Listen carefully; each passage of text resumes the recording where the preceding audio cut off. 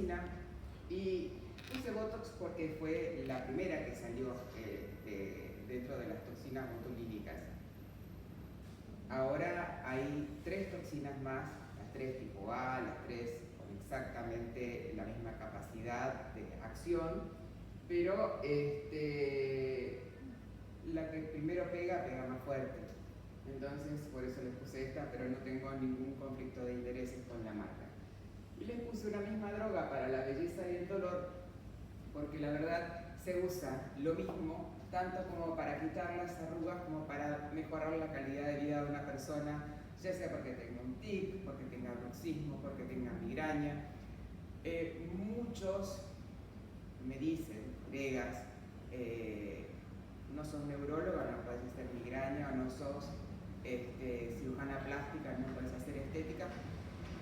Si uno es médico y uno se forma en algo, hace cursos de perfeccionamiento en algo, uno puede hacer lo que quiera porque para eso tiene una matrícula de médico, sin tener una actitud temeraria. Yo jamás me pondría a operar una retina porque no sé, por más que sea oftalmóloga, pero que nadie les ponga una traba si ustedes se quieren desarrollar en algún campo en particular. Y también se pueden querer cambiar de profesión. Yo conozco excelentes ginecólogos que después fueron excelentes cirujanos de segmento anterior. Uno de ellos, el doctor Arasanz, que yo creo que lo deben conocer. Si yo me tengo que operar de catarata, creo que es uno de los primeros en mi lista. Y él era ginecólogo. Bueno, pero sacando esto de lado, que son anécdotas, les quiero contar esto. En Argentina las aplicaciones de toxina botulínica aumentaron un 40% con respecto al año pasado. Buenas tardes. Tanto para el uso terapéutico, terapéutico como estético. ¿Por qué? Porque tiene un perfil de seguridad altísimo, porque es muy efectivo y porque sacando la estética realmente mejora la calidad de vida de las personas. Las unidades de toxina botulínica no son intercambiables. Por eso hay que hacer una curva de aprendizaje con cada una de las toxinas que estén usando. Eso no quiere decir que ustedes no puedan cambiar, que hoy usen Xiaomin, mañana Dysport y después Botox. Ahora les voy a explicar las diluciones, porque en realidad el efecto va a ser el mismo, el mecanismo de acción va a ser el mismo. Lo único que cambia es que algunos actúan más rápido que otros, otros duran más tiempo que otros, pero la duración de la toxina botulínica depende mucho también de la actividad de cada paciente. ¿Por qué les digo esto? Y vamos a hacer un paréntesis. Porque hay pacientes que a los 2 meses de hacerse un procedimiento estético con toxina o tratarse una espasticidad con toxina, buenas tardes, me dicen ya no me hace más efecto. Entonces la culpa siempre es del médico. O se lo pusiste diluido, o le pusiste menos unidades de la que le tenía que poner. A ver, si ese paciente está en tratamiento por alguna otra patología, si ese paciente está tomando anabólicos, va a tener mayor catabolismo muscular. Si ese paciente entrena mucho, hace mucho ejercicio, como hace mucha gente, también la toxina le va a durar menos. Depende de la actividad que desarrolle cada paciente. Y esto es muy bueno aprenderlo y explicárselo, porque si nosotros se lo explicamos con un sustento científico, la toxina te va a durar bien 3 meses. Eso de que duran 6 meses no es cierto. ¿Sabes? Pero le explicamos, si vos haces esto te puede durar menos, si haces tal cosa te puede durar menos. Eso habla bien de ustedes por varios motivos. Primero, porque saben lo que están haciendo. Y después porque el que avisa no traiciona. Cuando uno le avisa al paciente, te puede pasar esto, esto y esto, y le pasa, bueno, a mí me avisaron. Y sobre todo, si está escrito en el consentimiento informado, muchísimo mejor. Esta terminología que está establecida por la FDA y también aprobada por el ANMAT, la tienen que saber. Porque si ustedes hicieron su curva de aprendizaje con Botox, por ejemplo, cuando ustedes lo indiquen en una receta, tienen que poner onabotulinum toxina o onabotulinum botulínica A.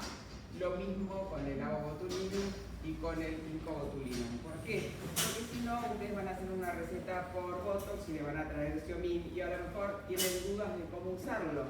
Y así no les pueden cambiar la receta, o por lo menos no les deben cambiar la receta. El mecanismo de acción es siempre el mismo. El músculo se deja de contraer porque la terminal nerviosa está bloqueada de su liberación de acetilcolina. Quiere decir que el Botox, el Dysport o lo que sea, la toxina va a ocupar ese lugar y no va a permitir que la acetilcolina se libere de la terminal neuronal al músculo estriado. Por lo tanto, no se va a contraer, porque no le va a llegar la información de contraerse. ¿Y qué pasa con esto? Es bueno porque deja de contraerse, pero es malo porque en realidad dura poco tiempo. Y en ese corto lapso se restablece todo este canal de neurotransmisores y otra vez el músculo comienza a contraerse. Esto no pasa de la noche a la mañana, es muy paulatino, pero es muy probable que a los 60 y pico de días ya el paciente note que comience a mover algo. Es muy probable que a los 4 meses pierda bastante el efecto de la toxina botulínica y a los 6 meses no va a tener absolutamente nada de efecto.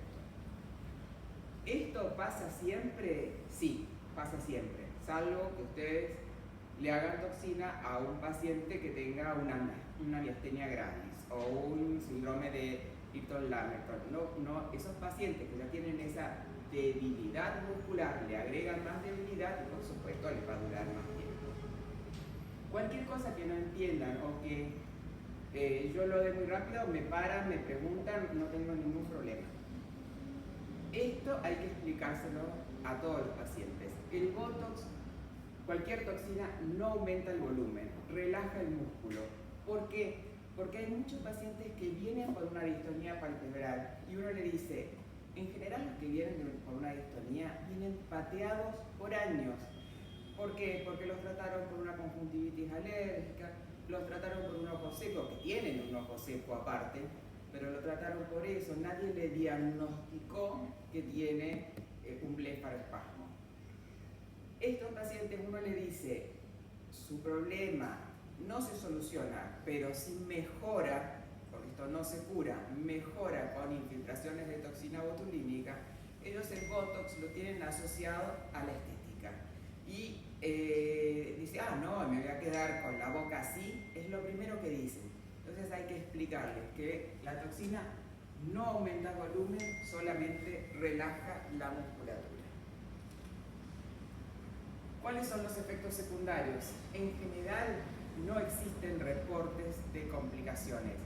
Acá en la Argentina los únicos 2 reportes que hubieron fueron con 2 toxinas chinas que vinieron de contrabando, que no estaban aprobadas y que no están aprobadas por el ANMAT, y que en una paciente hizo un edema de glotis importante, no por la toxina sino por los excipientes seguramente que tienen, y en otro paciente hizo lo dejó con una rigidez facial como si hubiera tenido un Parkinson, y esos cuadros se revirtieron. En general son leves y transitorios y todo depende del inyector. Si usan una toxina que está aprobada por el ANMAT, la falla es una falla técnica, la falla es una falla nuestra. Y puede ser asimetría, hola, buenas tardes, porque se relajó más de un lado que del otro, parálisis musculares, porque se puso demasiada cantidad de unidades, puede ser tosis del párpado si la toxina migró a un músculo que no fue objeto de nuestro tratamiento, puede ser diplopia también si migró, si uno coloca en el párpado inferior para evitar esa hipertrofia del orbicular inferior, que muchos pacientes lo confunden con una bolsita, y se la pusieron muy profunda, que tiene que atravesar el tarso y llegó al oblicuo, el paciente puede tener una diplopia. Es raro que pase esto, pero bueno, está descrito. Bueno, como les dije, es el que salió primero. lo maneja ahora el laboratorio AVI, y la gente se ponga Xeomin, Dysport o Botox, todos dicen Botox, ¿sí? No, es lo único que les quedó en la cabeza. ¿Cuáles son las características claves? Que empieza a actuar entre el tercero y el quinto día. Hay veces que los pacientes dicen que recién a los 7 días les comienza a actuar la toxina. Eso depende del metabolismo, de la idiosincrasia de cada paciente. ¿Cuánto dura? Entre 3 y 6 meses. Pero a los 6 meses ya tienen más efectos. Si uno quiere estar, si yo tengo pacientes que quieren estar bien, sin ningún tipo de arrugas, bueno, esos pacientes se hacen cada 3 o 4 meses y no tienen ninguna complicación por hacerlo cada 3 meses. Es más, hay pacientes con distonía que hay que hacerlo antes de los 3 meses. ¿Cuál es la ventaja? Bueno, que fue el primero en aparecer y tiene más bibliografía al respecto. Dysport fue el segundo en aparecer en la Argentina, de Ipsen Galderma. El inicio de acción es a los 2 o 3 días. Actúa bastante más rápido que el Botox. Si alguien se lo quiere poner para un evento, para una fiesta, es mejor porque actúa mucho más rápido. La duración lo mismo, y tiende a durar más en el tiempo. Yo he hecho el año pasado un curso en el Congreso Argentino donde apliqué las 3 toxinas en diferentes pacientes. Y sí, el Dysport a las pacientes que las controlé personalmente después duró más tiempo. El Xeomin de Merz, que ahora lo comercializa Elea Félix, dicen que es el jugador puro. ¿Por qué? Porque no tiene proteína en su constitución. Al no tener proteína,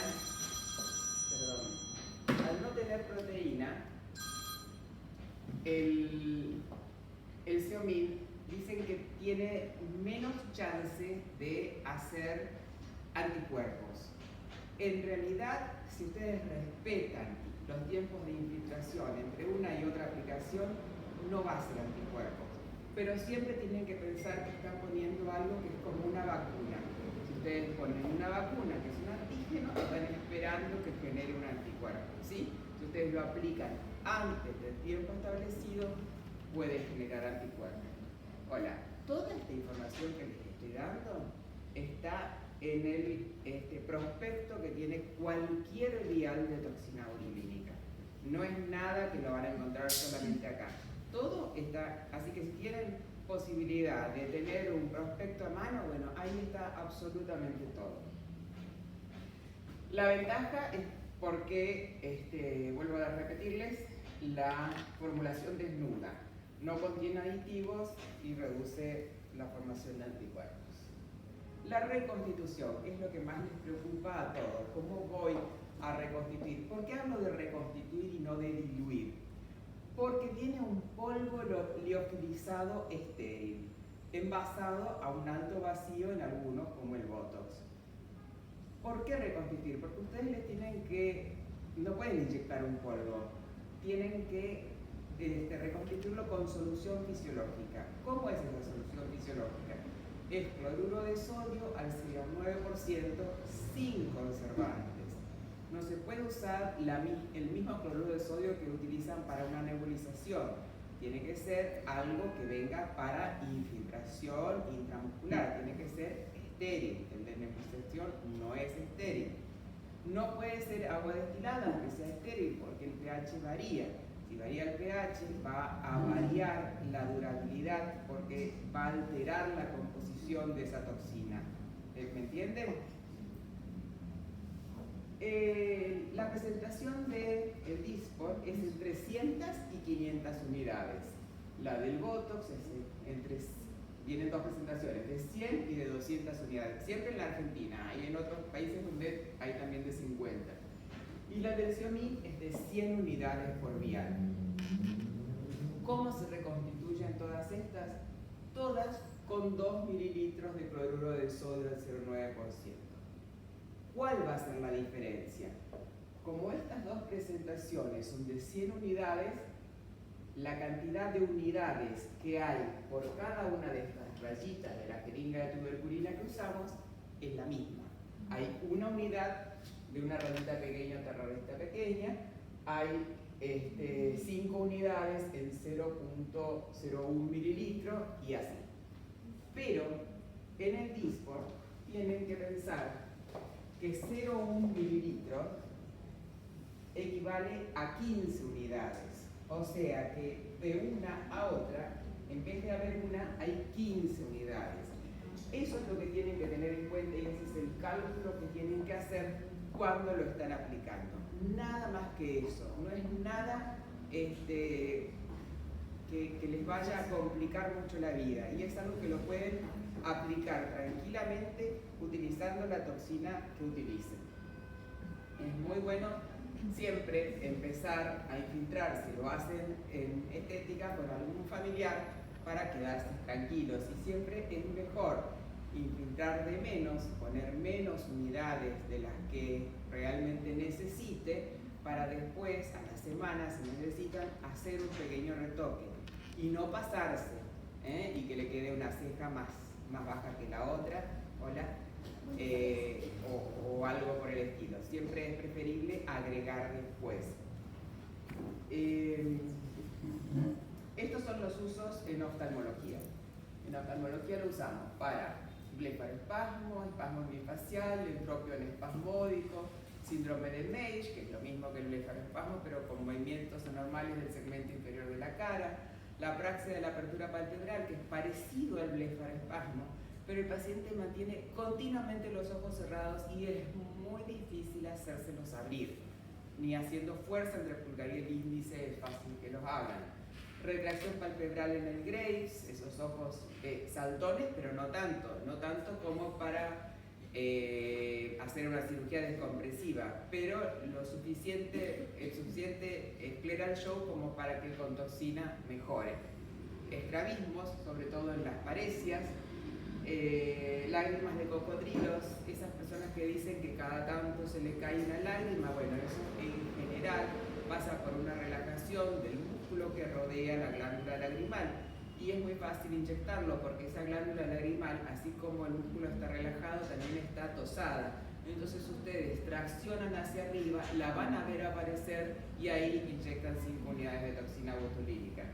Y la tarsorragia química, que es algo que hacemos muchísimo con el doctor Lucini en aquellos pacientes que tienen algún problema crónico corneal y hay que hacerle algún recubrimiento o mismo un trasplante y necesitamos que ese ojo esté cerrado para que el roce del parpadeo no lo esté estimulando continuamente, pero necesitamos también poder abrirlo en la lámpara de hendidura.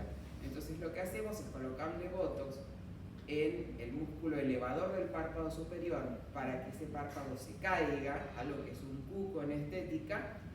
Hacemos que se caiga y que dure más o menos unos 2-3 meses caído para que la recuperación sea mucho más rápida y realmente se consigue. Esto es algo que tienen que tenerlo presente porque el blefaroespasmo es la única entidad que está contemplada en nuestro plan médico obligatorio. Es la única entidad que el Ministerio de Salud autoriza que la droga sea dada por las obras sociales o tenga un descuento importante en las medicinas prepagas. Y siempre hay que llenar un formulario o redactar un resumen de historia clínica donde hay que colocar qué escala tiene el paciente. Siempre hay que poner 4, que es severo, porque si no, no le van a dar la toxina botulínica. Completando este formulario y sabiendo estas escalas, les pongo las 2 porque muchas veces por un argentinismo mal entendido piden solamente la Argentina. Tienen la obligación de proveer la toxina sin que al paciente le cueste un centavo. Es importantísimo, como cualquier procedimiento que ustedes hagan, invasivo o no invasivo, un consentimiento informado, explicando por escrito absolutamente todo y también es importante foto o video o ambas cosas del paciente. muchas veces porque es la única herramienta que tenemos nosotros para demostrarle que está mejor. Bueno, acá cómo se reconstituye con cloruro de sodio. La particularidad de la toxina botulínica Botox es que hay que largar muy lentamente el émbolo porque como tiene un alto vacío, para que no impacte el cloruro de sodio en el fondo donde está la toxina, que a lo mejor ustedes miran el frasco y les parece un frasco vacío y tienen un anillo en el fondo que es el polvo liofilizado estéril, y no agitarlo, simplemente moverlo para que no quede nada sin estar en contacto con el cloruro de sodio. Esto no se agita porque no es una suspensión, no es como una triamcinolona, como un corticoide que hay una suspensión y hay que agitarlo. Esto es una solución y tiene que estar homogénea, pero solamente moviéndolo. La jeringa que usamos es la jeringa de tuberculina o de insulina, y acá tienen, según las diluciones, cuántas unidades hay por mililitro. Bueno, las proteínas accesorias que dijimos que ¿cuál era el único que no tenía proteína? Leciamina, exacto. Son las generadoras potenciales de anticuerpos. Pueden ser anticuerpos neutralizantes o no neutralizantes. Los neutralizantes son los que están dirigidos a la neurotoxina. Yo no tuve ningún paciente que haya hecho anticuerpos a la toxina. Eso no lo vi jamás en mis años de aplicación de toxina. Sí vi estos, los no neutralizantes, pero estos no interfieren en la respuesta clínica. ¿Y cuáles son estos? La proteína que se utiliza para estabilizar algunas de las toxinas es la albúmina. Entonces, simplemente con preguntarle al paciente, ¿usted es alérgico al huevo? ¿No? Entonces estos anticuerpos no los va a hacer. Sí, bueno, mire que puede hacer un rash, puede tener dolores de cabeza, puede tener un cuadro como si fuera un resfriado, es lo único que va a pasar. Efecto de la toxina no va a perder. Esto es más de la antigenicidad, y para que sepan, esto es importante. El porcentaje de anticuerpos neutralizantes en pacientes tratados a largo plazo con Botox en usos terapéuticos, que está aclarado en usos terapéuticos porque se usa mayor cantidad de unidades que en estética, es de aproximadamente el 1%. El 1% en la cantidad de gente en el mundo que se infiltra es nada. La toxina no es para todos. Ante todas estas circunstancias, es conveniente no infiltrar con toxina botulínica. Aparte de los síndromes que hemos descrito, la coagulopatía asociada no es un impedimento, pero un paciente que tiene un trastorno en la sangre va a ser un hematoma en cada sitio de inyección. Si usa antibióticos aminoglucósidos pueden potenciar el efecto de la toxina, pero no se puede cuantificar eso. Entonces yo no puedo decir, bueno, a este le pongo menos y me dura más para otro paciente, porque esto es totalmente idiosincrático. Los bloqueadores de los canales de calcio y la aspirina también pueden provocar hematomas. Si el paciente está antiagregado hay que avisarle. Si tienen reciente infiltración, porque van a generar anticuerpos, y cuando generan anticuerpos después no les hace nunca más efecto la toxina botulínica. Y cuando ustedes tratan pacientes de estética, hay procedimientos que se hacen con ustedes, o porque le tienen más confianza, o porque un amigo les dijo que eran buenos, o porque es más barato. Pero es muy probable que busque precio en otro lado y se haga otra cosa en otro lado. Esto no todos los pacientes lo dicen. Como dice el Dr. House, el paciente siempre miente. Entonces, esto hay que preguntarlo exhaustivamente. Y los intolerantes a la aguja, porque son un peligro. Pueden ustedes ir con la jeringa y moverles la mano, y eso autoprovocarse un accidente que, si es pincharle la córnea, sería realmente un trastorno. ¿Qué es importante? Tener estos tips en cuenta. La asepsia de la piel con alcohol para que se evapore, Algunos lo que hacen es con clorexidina y después alcohol, clorexidina, el pervinox incoloro, y después alcohol porque se evapora rápido. No es necesario quitar el vial. Se recomienda utilizar el medicamento reconstituido hasta 3 días después de reconstituido, porque si no, no es que no va a actuar, pero cada vez el efecto va a durar menos, va perdiendo potencia. Y una vez reconstituido, no congelarlo, porque si ustedes lo congelan, después se forman partículas en suspensión y también hace que pierda efecto. La toxina botulínica tipo A, marca Botox y marca Dysport, hay que conservarlo en heladera o en freezer antes de reconstituirlo y en heladera después de reconstituirlo. La toxina botulínica marca Xeomin, antes de reconstituirlo se puede tener en la repisa del consultorio y después de reconstituirlo sí en heladera. A mí me gusta inyectar al paciente sentado. Eso no quiere decir que también lo inyecte acostado. Si yo hice una blefaroplastia cosmética y le quiero hacer algo de Botox después, el paciente está acostado y no pasa nada. Pero ¿qué pasa con el paciente sentado? El paciente sentado muestra más, hace más mímica, lo vemos realmente cómo están moviendo los músculos. Cuando nosotros estamos acostados, así como parecemos hasta más delgados, también parece que no tengamos la suficiente cantidad de arrugas. Entonces, por eso es importante esto. Y hablar con el paciente para ver cómo mueve. No todos mueven la cara de la misma forma y muchos tienen muchas asimetrías, que no se dan cuenta, porque nadie se mira al espejo, salvo que no estemos muy bien de la cabeza, hablando o haciendo gestos.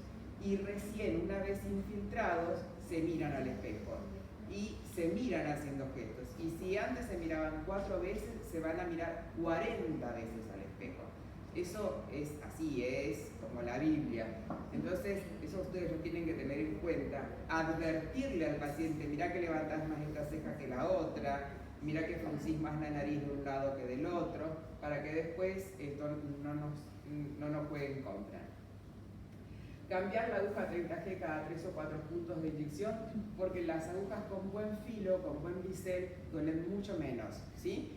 Si es un paciente de terapéutica, les aseguro que es tanto lo que sufren cerrando los ojos y no pudiendo llevar una vida normal, que no se quejan de nada. Si es un paciente de estética, se queja hasta del sillón. Entonces, para que vuelva, que sea lo menos doloroso posible. Llevar un registro de cada aplicación, suprimir con anticipación medicamentos como la aspirina, ginkgo biloba, que muchas pacientes lo toman y no avisan, les parece que un suplemento no es un remedio, entonces no lo avisan, y también antiagrega, vitamina E, lo mismo, y todo esto es para disminuir la aparición de hematomas. Si aparece un hematoma, tampoco es para tirarse los pelos, también es algo normal, porque ustedes están inyectando a personas vivas. Si lo pinchan y hacen un hematoma, es más que lógico avisarles que eso les puede pasar. Tratar de tener una buena luz y tratar de ver con transparencia, sobre todo en la zona temporal, en la zona de la sien, donde se pueden llegar a ver muy bien los vasos por transparencia, salvo que sean pieles muy gruesas o pieles muy oscuras. Bueno, esta es una paciente con blefaroespasmo. Se presenta así. La paciente no puede abrir los ojos, mucho menos con la luz de frente para filmarla. Esta paciente no puede llevar una vida normal para nada, no puede salir a la calle, no puede atropellar un auto, no puede ver si el semáforo está en rojo o en verde, no puede leer, tiene mucha fotofobia porque también tiene ojo seco, porque el blefaroespasmo hace que ese parpadeo frecuente rompa el fin lagrimal, tiene un break-up time súper acelerado y sí o sí hay que darle humectantes locales, aparte del tratamiento con toxina botulínica. La mayor parte de estas enfermedades se dan más en mujeres que en varones. La mayor parte se da a partir de la 3ª década de la vida. La única paciente que tuve muy joven, 37 años con blefaroespasmo, fue por una suspensión brusca de una droga psiquiátrica. Eso puede provocar blefaroespasmo. Mientras lo tuvo, se hizo toxina y después desapareció completamente. Cuando el cuerpo se adaptó, el organismo se adaptó, desapareció completamente. Bueno, para este tipo de pacientes, acá hay otra que tampoco, fíjense cómo se abre con las manos para poder ver. Y este señor lo traigo. Esta señora tuvo un blefaroespasmo después de una cirugía estética donde le sacaron demasiada piel. Ven que tiene los párpados redondeados, expuesto el párpado inferior, le sacaron demasiada piel y por eso hizo el blefaroespasmo. Hay pacientes con blefaroespasmo después de un pemphigoide. Y este paciente lo traigo para que vean hasta lo que son capaces de hacer. Este paciente, para llegar al hospital, se tomaba un tren y un colectivo y no veía nada. Se ponía 2 curitas para poder mantener los ojos abiertos. Imagínense con la queratitis que venía. Pero el paciente hace cualquier cosa, por eso les digo que son pacientes muy agradecidos después de que le hacen un diagnóstico certero y un tratamiento. Estos son los músculos que habitualmente se infiltran para el blefaroespasmo. ¿Por qué digo habitualmente? Porque toda la cara, todo el rostro, está inervado por el séptimo par, todo por el facial. Por lo tanto, los músculos juegan un efecto dominó. Si ustedes relajan demasiado uno, va a haber otro que va a tomar mucha fuerza. Por eso, cuando yo relajo mucho el orbicular para que no se formen las patas de gallo, el orbicular sabe que es un músculo redondo como un esfínter y también va por acá.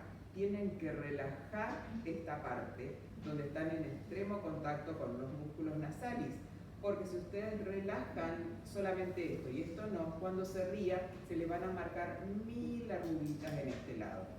Entonces, estos son los que habitualmente hacemos. Después miramos cada paciente y vemos si tenemos que agregar más en algunos que en otros. Así es como se infiltra. Ustedes siempre tienen que tener la jeringa donde la calibración esté mirando a ustedes para que sepan cuánto están poniendo. No pinchar y después empezar a dar vueltas porque eso provoca dolor. Por otro lado, la aguja que se utiliza es esta, es una 30G, porque la 30G es una de las de menor calibre y esto es piel muy finita que se duele y se puede llegar a estropear con una aguja más gruesa. Con una 27, por ejemplo, es un sacrilegio infiltrarlo. Y fíjense que esta paciente tenía un angioma acá. Eso lo tienen que tener muy en claro, no pinchar donde está el angioma porque van a tener no solamente un hematoma, sino un sangrado importante. Ay, no sé.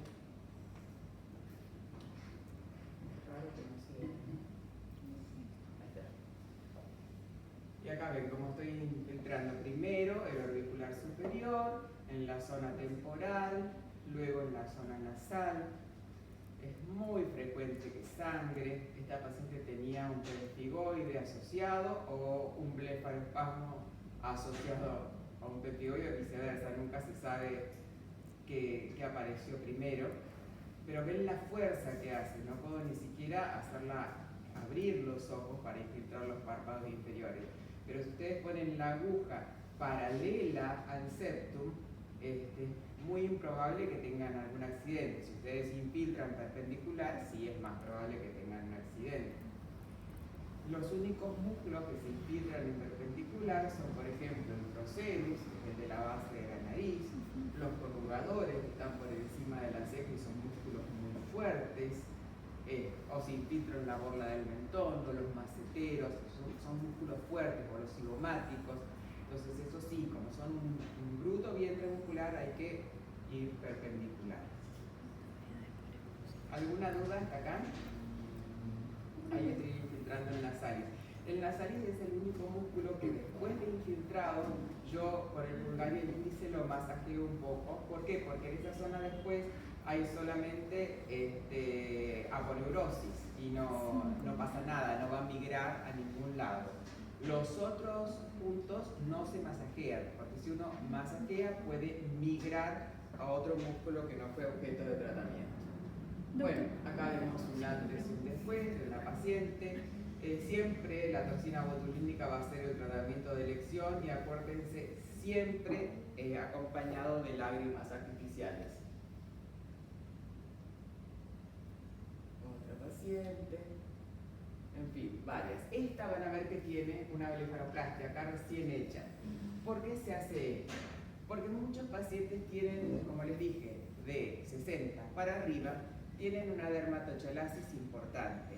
Esa dermatochalasis hace que tenga un peso terrible el párpado, así que eso también les juega en contra.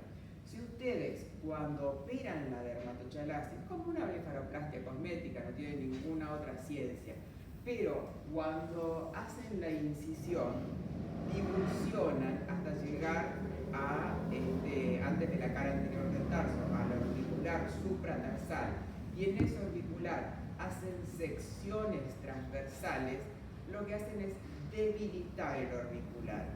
¿Por qué no lo saco directamente del orbicular para que no se tenga que poner más botox?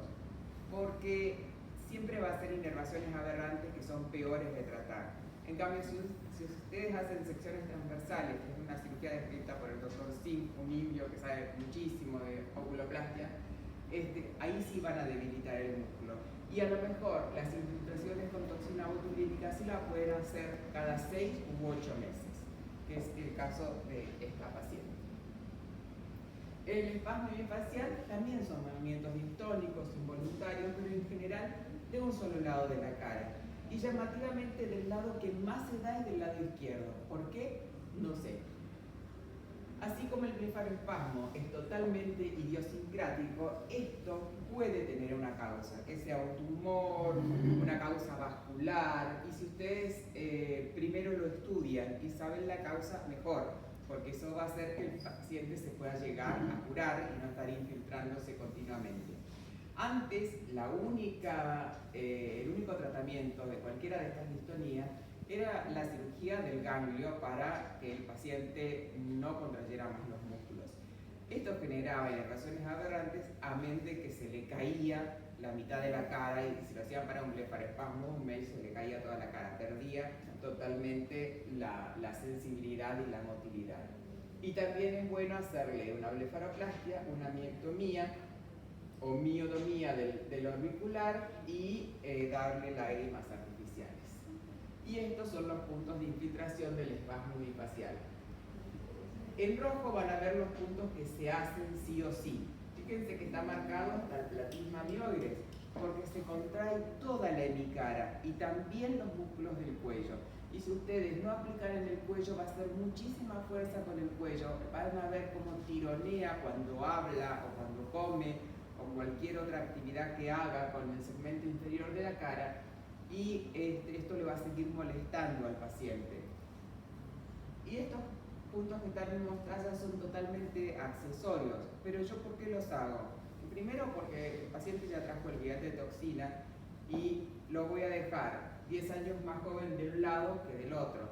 Entonces, para compensarlo, no hago ni la misma cantidad de unidades ni los mismos puntos, simplemente hago puntos para que estéticamente quede simétrico y darle una mejor calidad de vida, que es lo que uno apunta en estos pacientes. Una paciente con un espasmo bifacial, algunos se manifiestan solamente en el ojo y no en el segmento inferior de la cara, son los menos, pero fíjense que también es del lado izquierdo.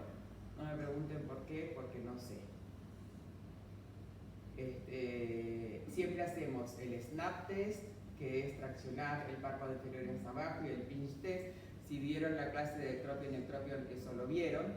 Eso nos da la pauta la cantidad de toxina que podemos poner, porque si es un músculo que está muy laxo, que no tiene buena tensión, y ustedes le ponen muchas unidades, van a tener después un párpado inferior ectropionizado, ¿sí? Entonces eso es importante hacerlo antes. Y acá es nada más que para que vean cómo se infiltra siempre el calibre para ustedes. La aguja 30G está editado, por eso no se ven los cambios de aguja. Y nunca masajear los puntos que tratamos. Voy a pasar para no pasarme el tiempo.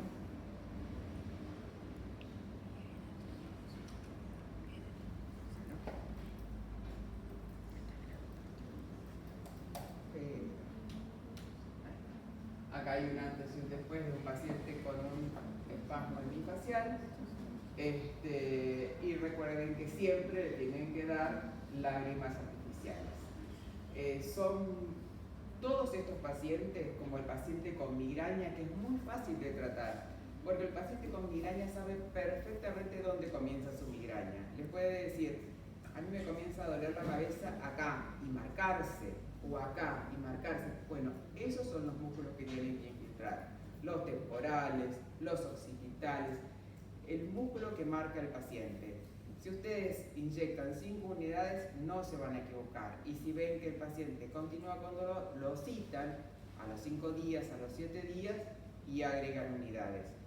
En general, las mujeres que padecen más migrañas que los hombres, cuando comienzan a hacerse toxina botulínica, están muy agradecidas porque se le van las arrugas y también disminuyen los episodios de migraña mensuales.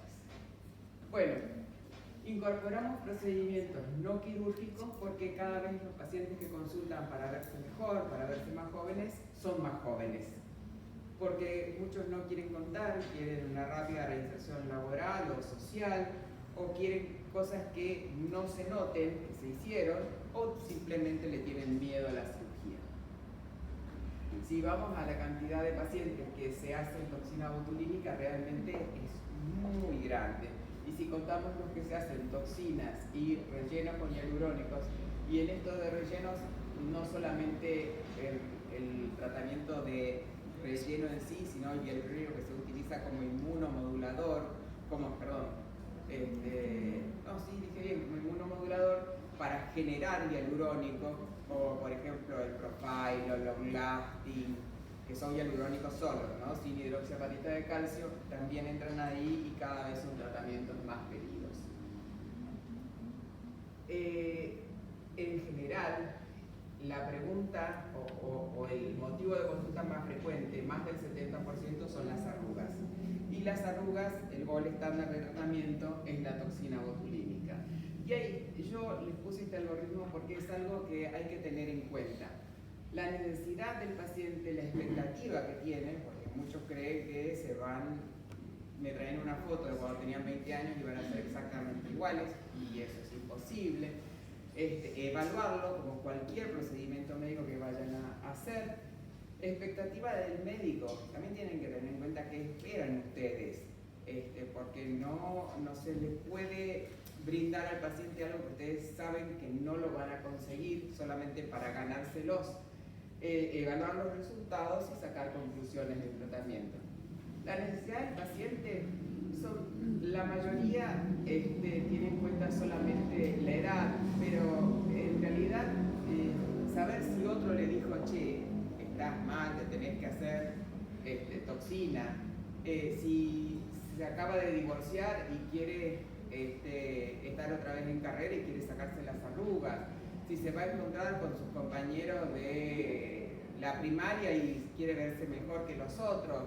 Bueno, son todas cosas que hay que tener en cuenta porque ese paciente maneja unas expectativas muy altas y muchas veces con toxinas solamente no se van a lograr.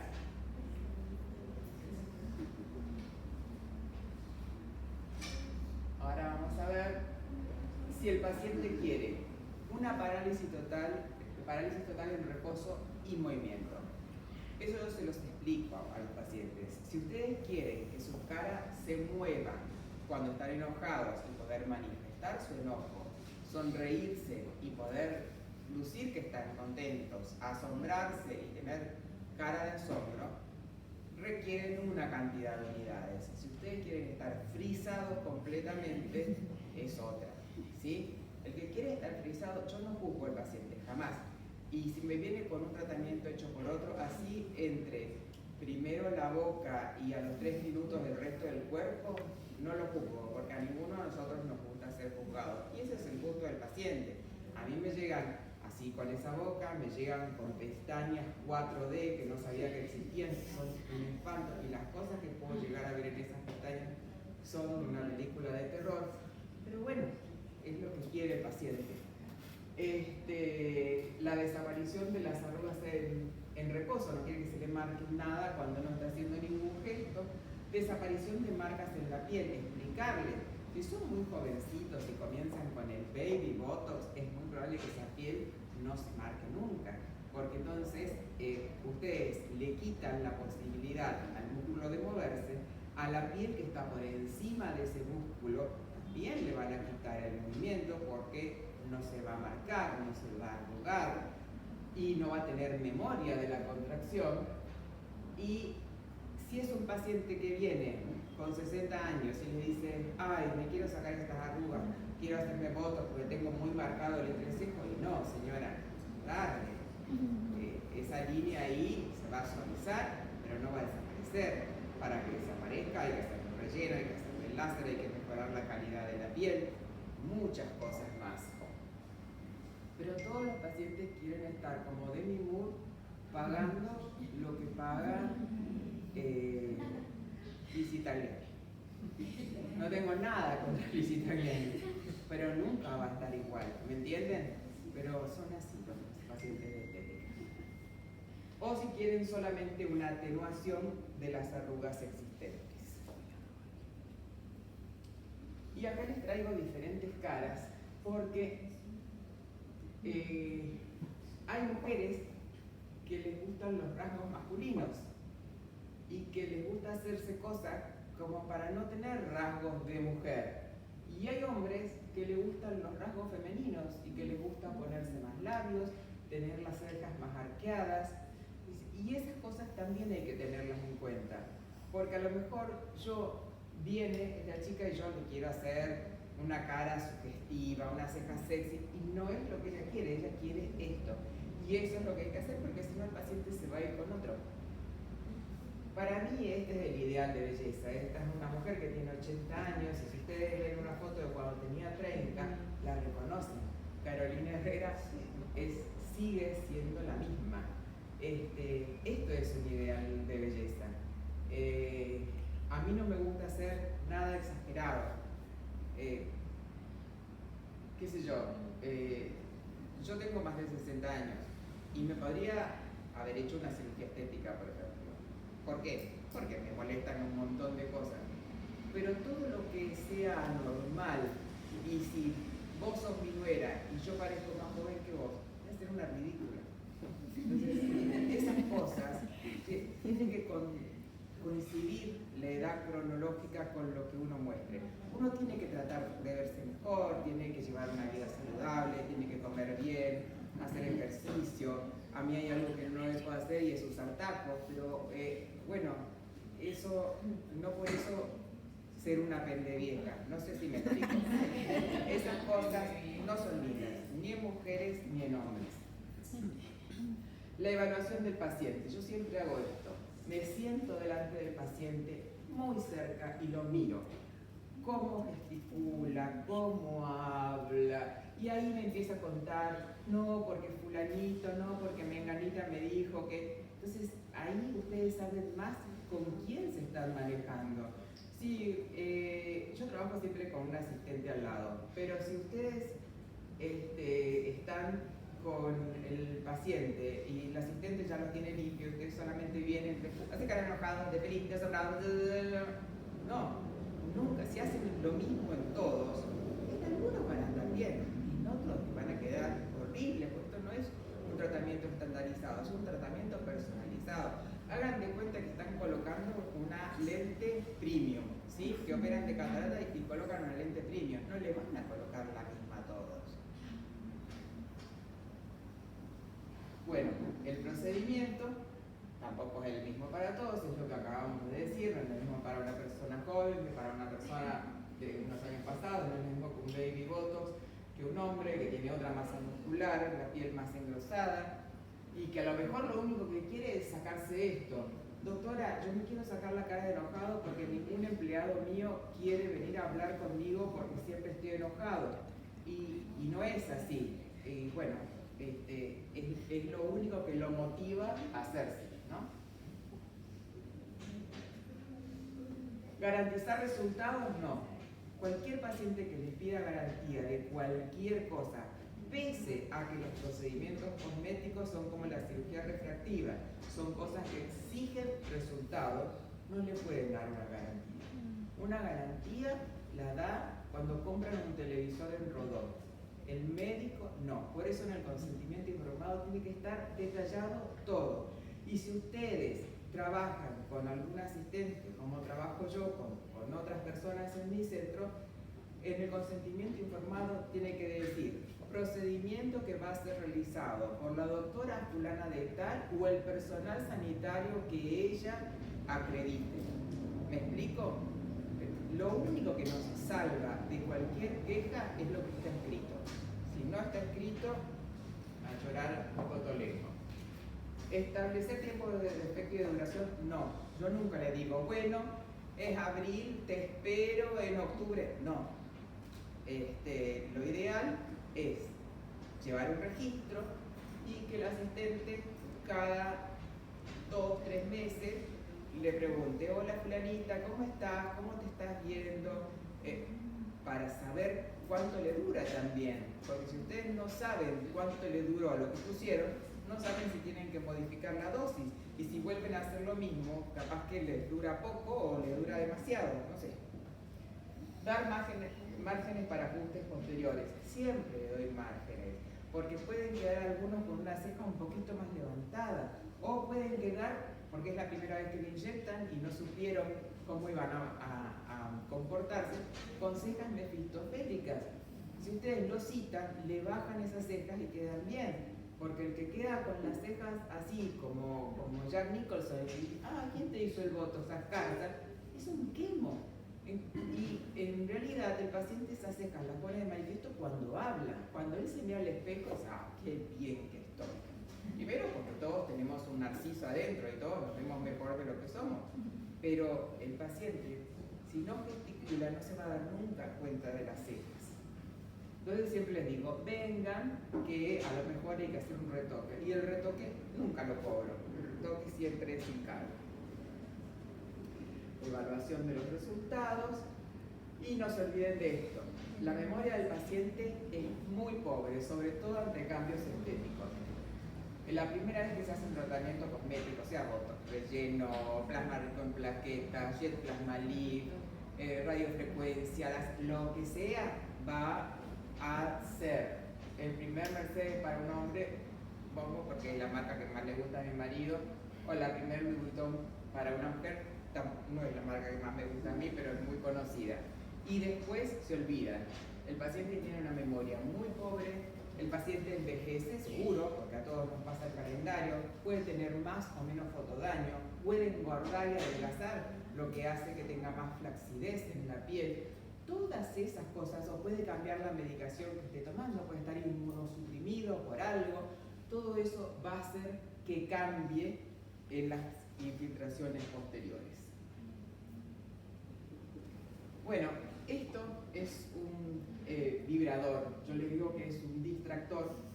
Este aparatito vibra, entonces la asistenta lo tiene mientras yo estoy infiltrando y hace que se distraiga con esto, sienta más la vibración de esto que el pinchazo. Siempre son pacientes sanos que vienen a verse mejor y siempre es mejor que no se acuerden, que actúe a modo de midazolam, que no se acuerdan nada después de la cirugía. Este es un consenso que se hizo con cirujanos expertos, pero yo les aseguro que los consensos, a mi modo de ver, no sirven para mucho, que uno tiene que hacer la experiencia con cada uno de los pacientes y siempre es mejor infiltrar menos y después agregar que infiltrar de más. Vamos a ver los músculos del tercio superior.